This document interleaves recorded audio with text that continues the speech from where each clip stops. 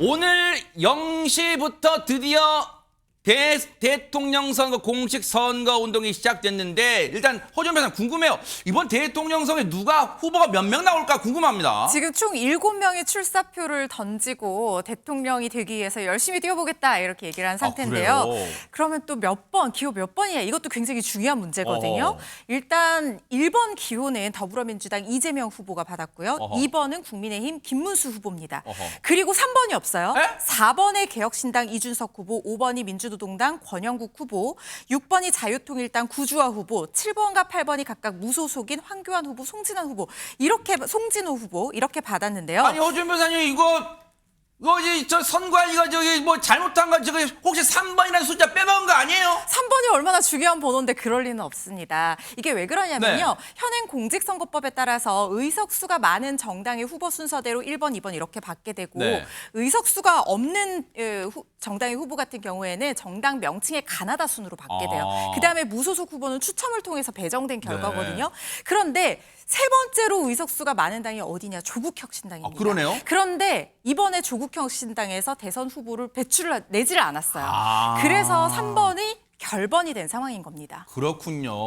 여러분들 투표용지 오류가 아니랍니다. 3번 개혁신당, 이 조국혁신당에서 안 내서 3번이 없고 1, 2, 4로 이제 가는 그런 투표용지라는 거예요. 혼선 빚으시면 안 돼요. 그런데 이번에 이제 후보들이 재산이 얼마일까? 그것도 궁금하잖아요, 박성미 변호사님. 이 선관위는 후보자들의 재산 납세 병역 등 정보도 공개했습니다. 이 중 재산 신고 내용을 보면 네. 이재명 후보는 30억 8천만 원, 김문수 후보는 10억 6천만 원, 이준석 후보는 14억 7천만 원이었습니다. 아하. 그런 가운데 사실 이제 저런 투표용지가 정해지게 된 배경에는 아마 여러분도 지난주부터 정말 이상한 이 경선도 있다, 단일화 과정도 있다, 아마 그런 생각하셨을 까 바로 국민의힘인데 정말 주말 사이에 우여곡절 끝에 후보가 정해졌어요. 국민의힘의 김문수 후보 어제 의원총회에서 이런 행동을 했답니다. 같이 한번 보시고 이어가 보도록 하겠습니다.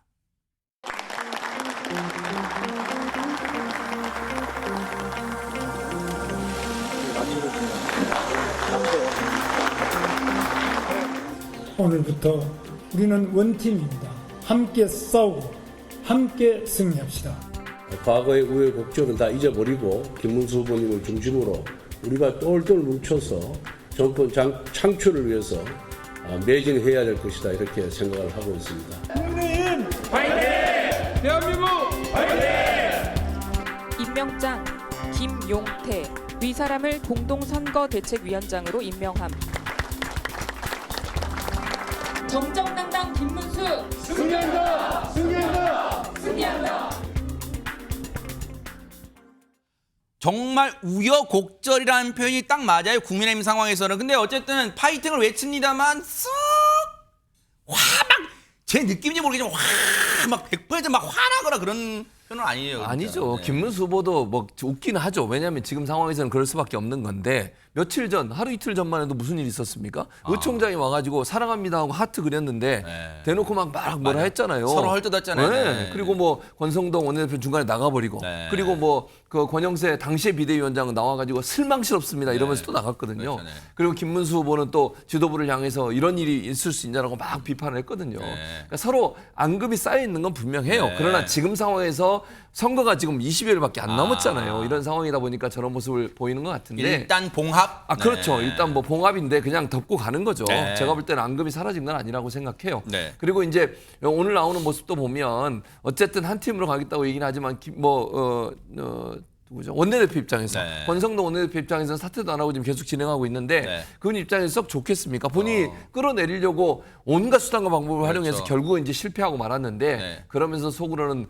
그걸 과연 지지할까 하는 네. 생각도 들어 좀 안타깝고요. 그러니까요. 내부적인 어떤 뭐랄까요 충돌 이런 부분들은 잠재해 있다고 생각하고 일단 선거가 급하니까 단합하는 모습을 보이는 게 아닌가 그렇게 보여집니다. 그러니까 하재근 평론가님 사실 권성동 원내대표 입장에서는 진짜 시쳇말로 뻘쭘할 수도 있어요. 왜냐면 진짜 대놓고 면전에서 한심, 알량 이런 표현 쓰다가 지금 대놓고 나 그때 괜히 그랬나 좀 이러는 거예요. 어떻게 됩니까? 최근에 제가 뉴스를 보면서 네. 정치인들의 말 바꾸기 또는 태세 전환 정말 놀랍다, 초인적이다라는 걸 느끼고 있는데 네. 그러한 권성동 원내대표가 또 그러한 정치인 중에 한 명이죠. 근데 네. 그런 정치 아무리 그런 그 태세 전환이 늘어난 정치인이다 하더라도 네. 불과 얼마 전까지 김문수 후보에 대해서 안 좋게 얘기하다가 그렇죠. 지금 후보님 파이팅 해야 되는 상황이 되니까 네. 말씀하신 것처럼 뻘쭘하다고 할 수도 있겠지만 또 정치인이니까 이런 상황도 잘 또 넘어가서 어떻게든 봉합을 하는 게 또 정치인이지 않을까라는 생각이 들기도 하고 하지만 또 비판스럽게 보는 시각은 여전히 있습니다. 네. 예를 들어서 한동훈 전 대표는 SNS에 글을 올렸는데 쿠데타가 진압당했는데도 쿠데타 세력이 계속 자리 보존하면 그 쿠데타는 실패가 아니라 성공한 것이다. 이런 식으로 약간 야유하는 느낌의 그러네. 그런 글을 올리기도 했습니다. 왜냐하면 약간 지금 얘들로 약간 비판하고 있어요. 근데 허준 변호사님, 권영세 비대위원장은 이 단일화 과정에 무산 책임을 지고 물러났잖아요. 그러면 지금 대선 국면에서 비대위원장이 없어요. 그럼 소는 누가 키워요? 소 키울 사람을 지명을 해야죠. 네. 바로 김용태 의원을 김문수 후보가 신임 비상대책위원장으로 지금 지명한 상태입니다. 네? 15일에 전국에 의결이 있으면 이제 큰 이변이 없으면 그대로 비대위원장이 될 텐데요. 사실상 당 대표격인 지위잖아요. 그런데 김용태 의원이 당내 최연소 의원입니다. 90년생이고 35살 말띠거든요. 어허. 그런데 김문수 후보가 김용태 의원 저렇게 지명을 하면서 하는 말이 내가 35살 때는 감옥에 있었는데 이 젊은 나이에 우리 당을 위해서 정말 많은 일을 했다. 정말 대단한 사람이다. 이렇게 축혀주면서 네. 지명을 하기도 했거든요. 그런데 네. 이게 사실은 김용태 의원이 당 대표 자리에 있는 것이 처음은 아니에요. 그 바른정당에서 분당이 됐던 새로운 보수당에서 공동 청년 대표 역할을 했던 적이 있었거든요. 네. 그래서 젊다고 하더라도 역량이 있다 생각했으니까 이렇게 지명한 게 아닌가 싶습니다. 가장 젊은 의원, 국민의힘 의원 중에 가장 젊은 의원, 최연소 의원을 이종근 평론가님, 비대위원 중에 한 명도 아니고 비대위원장 자리에 앉혔어요. 이거 혹시 노림수 있어요? 세 가지 이유가 있습니다. 하나는 뭐냐면 미국 트럼프 대통령이 트럼프 당시에 후보일 때 부통령 후보를 누구를 지명했습니까? 제이디 벤스예요. 나이 차가 얼마나 되는지 아십니까? 38살 차이거든요. 진짜요? 이번에 39살 차이입니다. 어머나, 우리 이겼네요, 그러면? 왜 트럼프가 그랬을까요? 자기가 78살, 79살이에요. 그러다 보니까 너무 고령이니까 네. 젊은 벤스로부터 이렇게 그 보완을 하는 건데, 물론 비대위원장과 후보는 이런 부통령, 대통령의, 정부통령의 어떤 관계는 아니지만, 그럼에도 불구하고 앞으로 김용태 비대위원장과 이렇게 투샷이 계속 나올 거예요. 오호. 자신의 어떤 고령 이미지를 보완할 수 있는 이미지로 하나의 어떤 상징화되는 장면들이 있고, 두 번째는 뭐냐 하면 역할 분담. 즉, 지금 계속 친한계도 그렇고 야당도 그렇고 계엄과 탄핵에 대한 입장에서 사과를 하라. 비판적이잖아요. 그렇죠. 김문수 후보에게. 그런데 그 부분을 김용태 비대위원장이 적극적으로 사과를 하거나 계엄에 대한 입장을 얘기합니다. 자기를 대신해서 역할을 좀 분담하는 거죠. 자기는 어쨌든 입장을 좀 고수하면서 이쪽 그러니까 친윤 지지자들을 계속 붙들어 놓는다면 중도의 어떤 이미지는 김용태 비대위원장으로 하여금 사과를 하게 하는 것. 마지막으로 세 번째는 제3후보인 이준석 후보 세대 교체, 시대 교체를 이야기하면서 40세 뭐 후보 교체로 뭐 이런 걸 이야기하지 않습니까? 그러니까 김용태 지금 비대위원장을 지금 함께 함으로써 제3의 이준석 후보의 그 젊음을 조금 상쇄하는 젊은 이미지를 상쇄하는 이 세 가지 효과를 노린 것으로 보입니다. 야, 얘기 듣고 보니까, 말씀 듣고 보니까 하나의 수로 우리 그런 말 하잖아요. 일거양득. 근데 이걸 일거삼득이에요. 진짜 세 가지 노림수가 있는 그런 수 같은데, 김문수 후보가 오늘 0시부터 이제 선거운동을 시작했는데 어디로 갔을까 영상 보시고 이어가 보도록 하겠습니다. 문 열어주세요.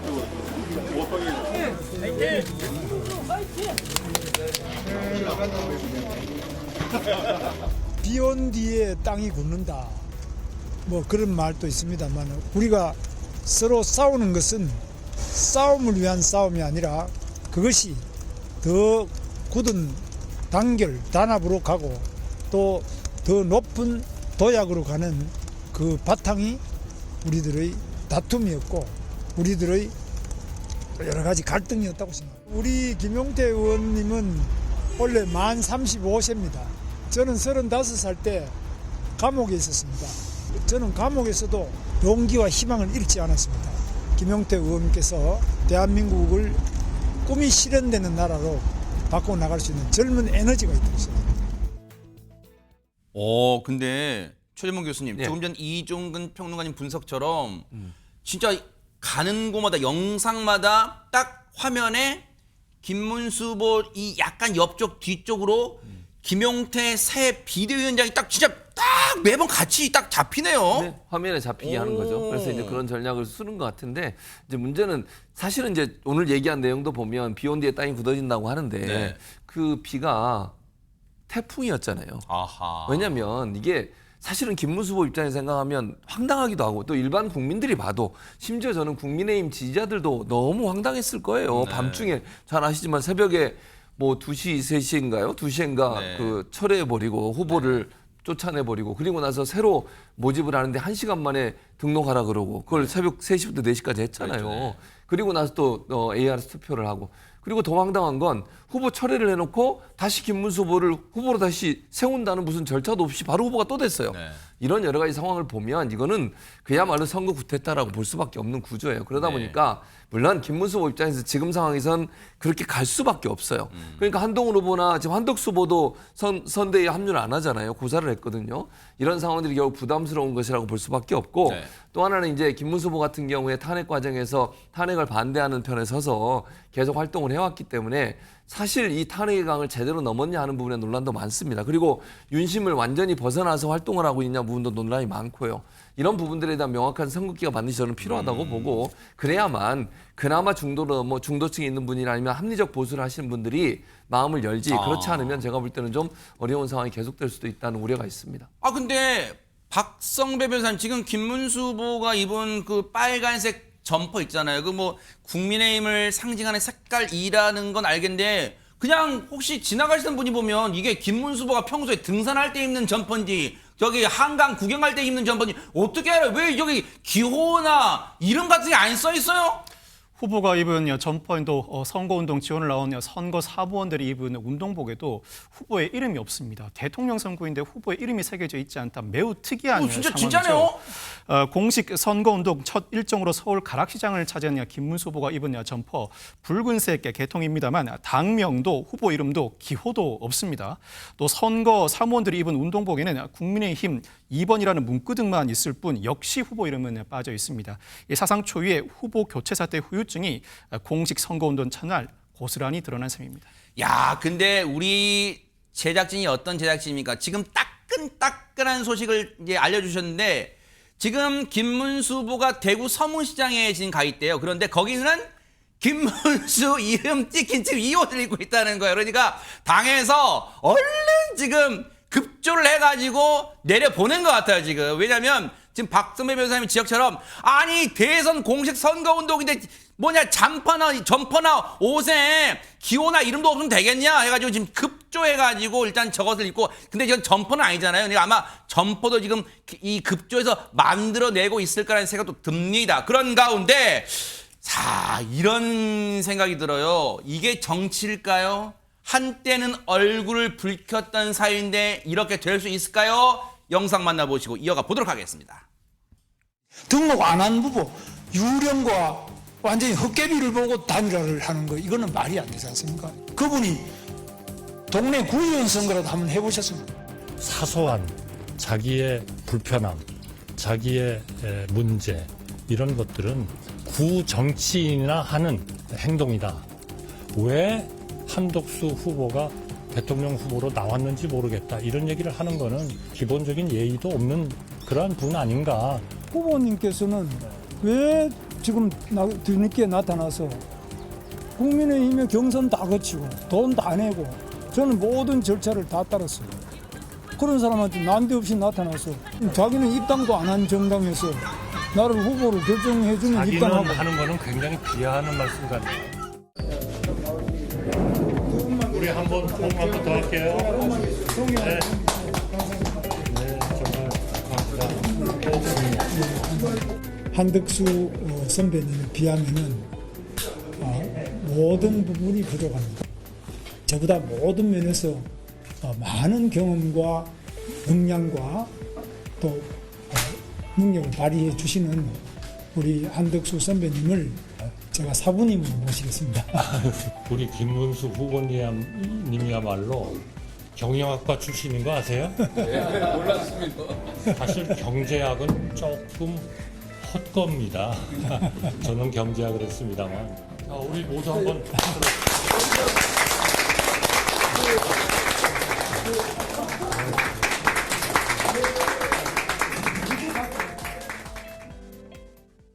야, 이런 게 진짜 정치입니까? 최재명 교수님. 네.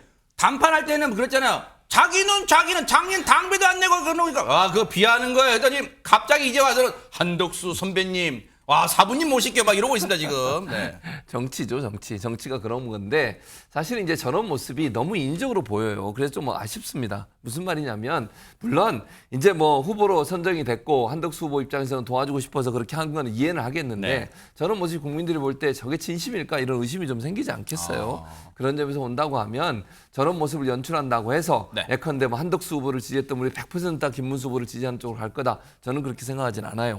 기본적으로 두 사람이 그동안 보여줬던 갈등의 모습은 참 국민들에게 너무 큰 실망을 줬고요. 또 국민의힘의 지도부가 보여줬던 모습도 큰 실망을 줬기 때문에 네. 두 분이 연합하는 모습은 한 장의 이벤트로 한 번의 이벤트로는 가능하지만 네. 진실성이 좀 결여된 모습으로 비춰질 수 있어서 큰 효과를 보이기는 좀 어렵지 않겠나 하는 생각입니다.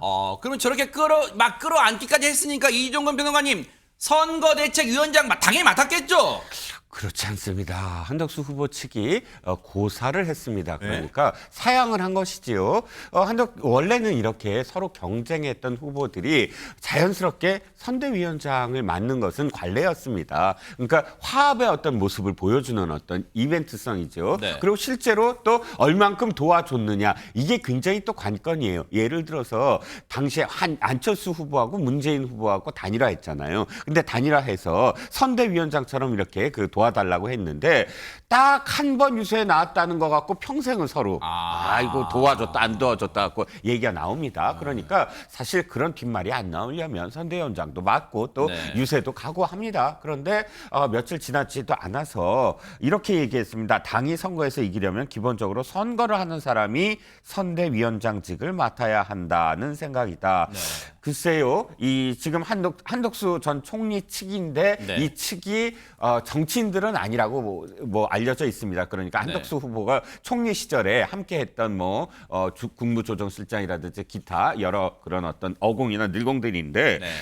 말씀이 조금 정치를 계속 이렇게 바라본 사람 입장에서는 선거를 하는 사람이 선대위원장직을 맡는다는 게 무슨 얘기죠? 자신들은 선거를 하는 게 아닌가요? 선거를 한다는 게 무슨 얘기죠? 선거에 다 포함되어 있잖아요. 그렇죠, 네. 이 당을 위해서 입당을 한 사람이라면 네. 누구나 다 이 당의 승리를 위해서 선거를 해야 됩니다. 그런데 입당은 10,000원 내고 했는데 지금 자기가 후보가 안 되니까 난 선거를 하는 사람이 아니야. 그러니까 위원장을 안 맡아. 이렇게 되는 거거든요. 네. 그래서 논리적으로는 맞지 않는다라는 생각이 들었습니다. 국민의힘의 대선 후보로 김문수 후보가 우여곡절 그때 이 결정이 되자 이 사람이 지지선을 한 게 지금 논란되고 있다는데 지금 무슨 얘기예요, 하재근 평론가님? 국민의힘에서 최종 후보로 김문수 후보가 확정이 된 이후에 윤석열 전 대통령이 이제 우리는 단결해야 된다 라면서 김 후보 지지 선언을 한 거예요. 11일 오전에 SNS에 글을 올린 건데 윤 전 대통령이 격렬한 논쟁과 진통이 있었지만 여전히 건강함을 보여줬다. 다른 후보를 지지하셨던 모든 국민 여러분께 호소드린다. 이제는 마음을 모아달라. 라고 글을 올린 겁니다. 네. 근데 여기에 대해서 국민의힘 일각에서 네. 반발이 나왔습니다. 그 반발 내용이 조영태 의원 같은 경우에는 SNS에 이렇게 글을 올렸습니다. 윤 전 대통령은 그 입 다물기 바란다. 가만히 있는 게 도와주는 것이다. 빨리 출당시키든지 정리해야 된다. 이렇게까지 올렸습니다. 이런 가운데 기호 1번인 더불어민주당의 이재명 후보는 오늘 이곳에서 공식 선거운동 첫날 일정을 시작했습니다. 영상 보시고 이어가 보도록 하겠습니다.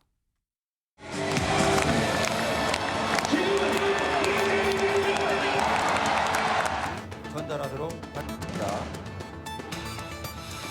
자. 그 엄중한 명령을 나라 국민 여러분의 열망과 명령에 반드시 진보의 문제는 없습니다. 보수의 문제란 없습니다. 오로지 대한민국의 문제, 국민의 문제만이 있을 뿐입니다, 여러분. 대한민국의 살림을 책임질 준비된 대통령이 필요합니다.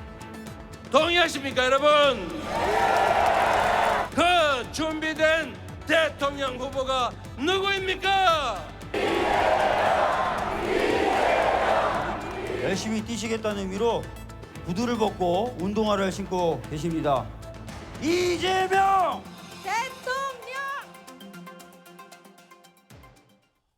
일단 시청자분들은 눈에 딱 들어오는 건 지금 운동화였을 것 같아요, 오전 변호사님. 그러니까요. 운동화 색깔이 굉장히 눈에 띄었잖아요. 그러네요. 빨간색, 파란색, 하얀색이 섞인 운동화였습니다. 야. 사실 민주당의 대표적인 이 당을 상징하는 색깔은 파란색인데 네. 지난 대선 때는 파란색 일색이었는데 이번에는 1번 기호에도 빨간색 점 찍히듯이 한 스푼 더해지고 끝자리 붙어있네요, 진짜. 그렇습니다. 네. 그리고 지금 화면에서 보시는 것처럼 운동화에도 파란색이 섞여 있고 방검복도 흰색이었어요. 그래서 보통 방검복 검정색이잖아요. 그래서 민주당에 상징하는 파란색을 주로 쓰지만 보수 진영까지 확장을 해서 아우르겠다. 거기다가 하얀색까지 더해서 태극기. 그러니까 우리나라 전체를 통합하고 품어 안을 수 있는 어떤 포용력 있는 후보가 되겠다. 이런 의지를 내비치는 것이 아니냐 이런 해석들이 나오고 있는 상황입니다. 네. 그도 그럴 것이 지금 민주당의 이번 대선의 굉장히 중요한 목표가 뭐냐면요. 물론 후보의 당선이기도 하겠지만 표차를 현격하게 줄이는 게 압도적인 승리를 지금 목표로 하고 있는 상황이에요. 그러다 보니까 이렇게 지금 보수 진영에서는 범보수 빅텐트 쳐야 된다. 그다음에 민주당 일당 독재 막아야 된다. 뭐 이런 얘기를 하면서 진영 놀이를 얘기를 하고 있지만 우리는 거기에 매몰되지 않고 보수층까지 끌어안겠다. 중도를 넘은 보수층까지 끌어안아서 거대한 어떤 하나의 대한민국을 위해서 뛰겠다. 경제가 더 중요하다. 이런 의미들을 강조하기 위해서 이렇게 색깔을 쓴 것이 아닌가 하는 해석이 나오고 있습니다. 근데 좀 전 영상 보니까 하지근 평론가님 어떤 분들은 저 와중에도 망원경을 뭐 경치 구경하고 있는 거 뭐 망원경 드는 사람도 있던데 그건 뭐예요? 경호원이 망원경을 들고 주변 상황을 살피는 겁니다. 주변에 건물에 혹시 뭐 특이한 사람이 있는지. 본래 이제 지금 저 장면에 그렇습니다. 원래 이제 정치인의 경호는 유권자들한테 위화감을 주지 않기 위해서 안 보이는 경호로 할 때도 많은데 이번에 이재명 후보 경호는 완전히 보이는 경호. 그러네요. 여기저기서 경호원들이 다 눈에 띄는 겁니다. 그야말로 철통 경호를 한다고 볼 수가 있는 건데 네. 그렇게 된 이유가 지난해 1월 달에 이재명 대표가 흉기 피습을 당하면서 그랬죠, 네. 목숨을 잃을 뻔했었잖아요. 네. 그렇다 보니까 민주당이 지금 안전의 초미에 지금 관심을 갖고 있고 네. 역대 대선과 비교해서 특별히 더 강력한 경호를 하고 있는데 오른쪽 사진은 뭐예요? 하지근 이재명 평론가님? 대표가 이번에 그 열심히 뛰겠다는 의미로 양복 재킷을 벗고 파란색 선거 운동복으로 갈아입는 이제 퍼포먼스를 했는데 그때 셔츠 위에 3kg에 달하는 흰색 방검복을 입고 있다는 게 하얀색이어서 와이셔츠랑 비슷해 보이는데 저 하얀색 방검복이군요, 저게. 그렇습니다. 방검복을 저렇게 착용하고 있다는 게 저기 또 노출이 되기도 했습니다. 아하. 근데 이렇게까지 철통 경호, 드러나는 보이는 철통 경호를 할 수밖에 없는 이유가 있답니다. 들어보시고 이어가 보도록 하겠습니다. 이번 선거에서 가장 중요한 것은 이재명 후보의 안전이다 이렇게 할 정도로 지금 우리 후보에 대한 각종 테러 협박이라든지 그 위해를 가하겠다 이런 협박이 기도하고 그런 제보가 쇄도를 하고 있습니다. 러시아제 권총을 밀수를 해서 암살을 하겠다 이런 취지의 제보들이 그동안 민주당의 제보가 엄청 많이 들어왔습니다. 그리고 또 블랙 요원들이 그 후보 근처를 배회하고 있다. 그런 얘기까지 돌고 있더라고요. 이재명 후보를 완벽하게 지켜야 합니다. 총기와 폭약에 의한 후보 테러 제보도 입수되고 있습니다. 결코 방심할 수 없습니다. 후보 유세 동선 주변의 범행 거점이 될 수 있는 건물과 유세 현장 외곽까지 철저히 점검하겠습니다. 경찰도 이재명 후보를 비롯해 이번 대선에 나선 대선 후보들 이 철통 경호 또 만전을 기해 주실 또 기대를 해볼게요. 그런가 하면 기호 4번이죠. 3번 건너뛰니까 4번 개혁신당의 이준석 후보는 공식 선거운동 첫날 어떤 행보를 보였을까요? 영상 만나보시고 이어가 보도록 하겠습니다.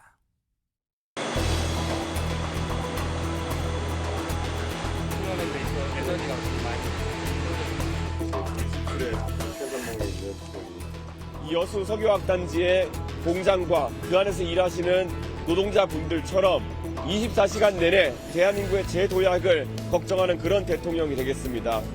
저는 빅텐트에 관심이 없고요.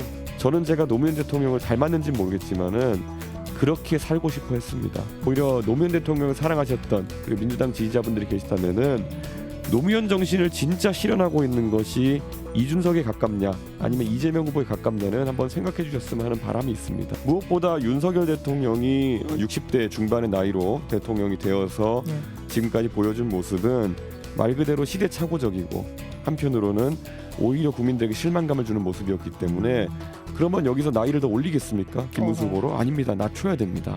그렇기 때문에 선택은 이준석이다. 이렇게 말씀드립니다. 국민의힘의 단일화 과정의 진통, 불협화음, 역시 여기에 대한 반사이익이 좀 있었을까요? 박성배 변호사님 어떻습니까?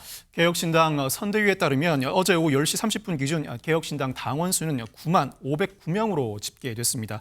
지난 3일 자정 기준보다 약 1만 명 는 셈인데 특히 국민의힘의 후보 교체 소동이 벌어졌던 지난 10일에는 하루에만 3,353명의 당원이 신규 가입했다고 합니다. 이를 두고 국민의힘의 단일화 내용으로 개혁신당 이준석 후보가 반사이익을 얻고 있다는 분석도 나오고 있는데 이 국민의힘에 실망한 보수 중도 성향의 유권자가 그 대안으로 개혁신당을 주목하고 있다는 것입니다. 아하, 일단 당원 수가 많이 늘었네요.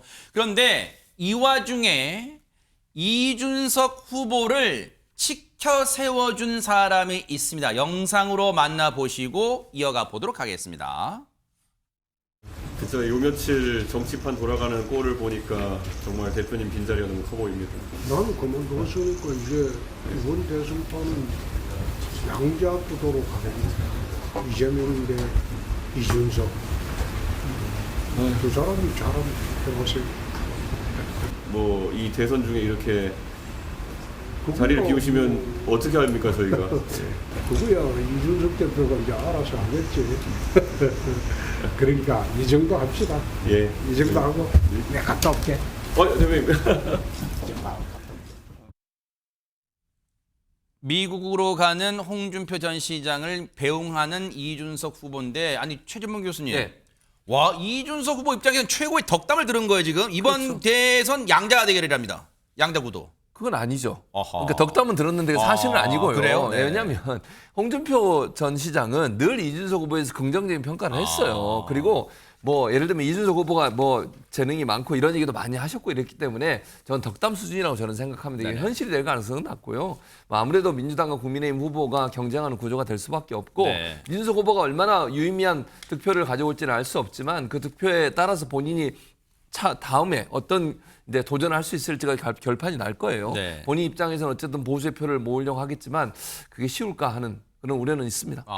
근데 하재근 평론가님, 홍준표 전 시장 미국은 왜 간 거예요 지금? 혹시 그냥 떨어져서 홧김에 간 건 아닐 거 아니에요? 미국에 뭐 정치를 쉬겠다라고 갔는데 그 정확히 어떤 식으로 쉬겠다는 건지는 모르겠으나 한국 정치에 당분간 발언을 안 할 줄 알았는데 SNS에 최근에 한국 정치계를 저격하는 발언을 또 올렸습니다. 제가 하와이에 갔어요. 네, 하와이에 갔는데 격정적인 내용을 또 올린 거예요. 뭐라고 올렸냐면 이제 대선 경선판을 혼미하게 한 책임을 지고 권영세, 권성동, 박수영, 성일종 등은 의원직 사퇴하고 정계 은퇴하라.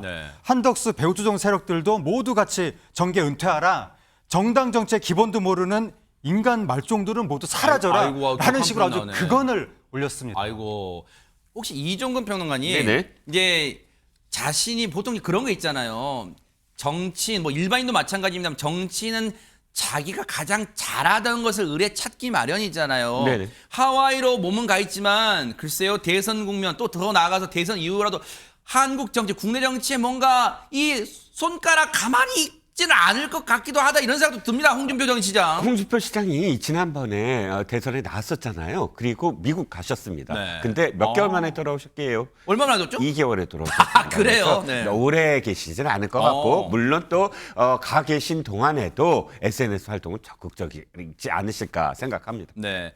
이후에 이제 행보가 앞으로 이제 홍준표 시장도 어떤 훈수를 둘지는 봐야겠지만 최재문 교수님 이제 문제는 당이 국민의힘 내부에서도 아까 이제 뭐 그런 얘기 했습니다만 추스리기에는 일단 너무 출발선사가 이재명 후보는요 이 탑차 유세차에도 다 이름 써 있고 사진까지 있는데 지금 국민의힘은 그런 탑자가 아직 준비 안 했대요. 없어요. 네, 왜냐하면 사실은 누가 될지를 모르잖아요. 왔다 갔다. 아니 그러니까 김문수 후보가 결정됐을 때 그걸로 준비했으면 되는데 그걸 안 하고 한덕수 후보를 바꾸려고 바꾸치기를 하려고 하다 보니까 이런 문제가 발생한 거예요. 내일쯤 현장에 각 지역구에 배달될 것 같아요. 그러니까요. 네네. 이게 늦어진 이유가 바로 그런 이유예요. 막판까지 후보 등록 마지막 날까지 한덕수로 할지 김문수로 할지가 결정이 안 된 상태다 보니 이런 일이 발생한 건데 네네. 이런 문제가 결국은 욕심에서 시작된 거다. 지도부는 반성해야 된다고 생각합니다.